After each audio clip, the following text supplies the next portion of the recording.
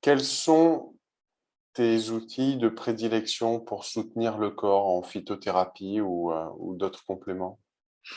Les plantes sont dans leur forme la plus simple, des tisanes, éventuellement des teintures, mais vraiment la plante, c'est les seules choses avec lesquelles je travaille en général, hein, c'est les plantes vraiment sous leur forme euh, la plus entière, la plus brute possible.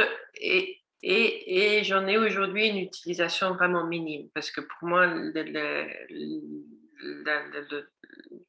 l'idéal, ça va être De laisser. de laisser faire l'organisme dans son organisation subconsciente parce que, regarde, c'était en train de descendre vers le jeûne, par exemple, et toi, tu veux provoquer une élimination au niveau intestinal. Tu vas utiliser des plantes pour ça.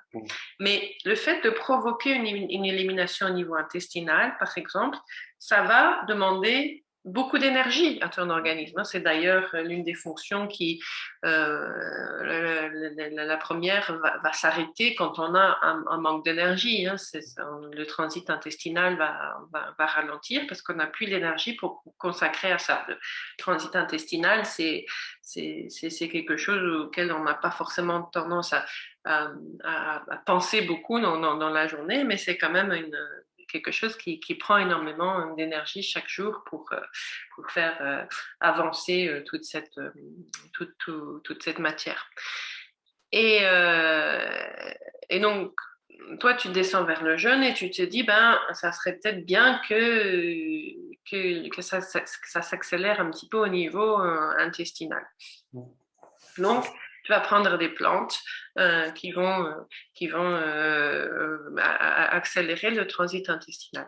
Ce faisant, tu vas te sentir bien. Si tu as eu déjà des problèmes de constipation en transit ralenti, par exemple, tu vas te sentir bien en permettant à tes intestins de se vidanger un petit peu. Donc, tu vas sentir un certain soulagement. Sauf que l'objectif final de la détox, ce n'est pas d'avoir des intestins propres, c'est d'avoir des cellules dans tout ton corps qui respirent à nouveau et qui ont eu la possibilité d'éliminer tout ce qui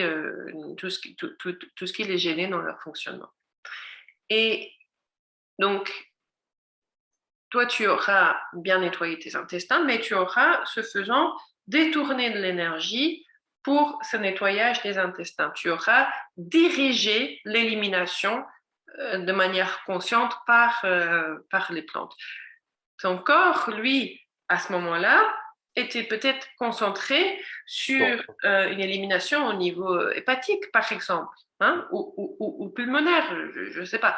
Et toi, tu auras pensé qu'il était juste de diriger plutôt cette énergie vers une élimination au niveau intestinal. C'est pour ça, ça, pour moi, c'est la grande différence entre l'approche purement naturopathique et l'approche hygiéniste. C'est qu'avec l'approche hygiéniste, on va respecter l'organisation subconsciente du corps. Et nous, on va juste manger de la manière de la manière la moins énergivore possible, en allant donc au plus ultime de cette approche vers le jeûne hydrique. Et ça va permettre au corps d'organiser cette élimination, de faire les choses dans l'ordre qu'il juge être le meilleur. Donc c'est pour ça qu'aujourd'hui, j'ai une utilisation vraiment beaucoup plus minime qu'avant des plantes médicinales. Et celles que j'utilise les plus souvent, ça va être la catégorie les plantes nervines en fait. Hein.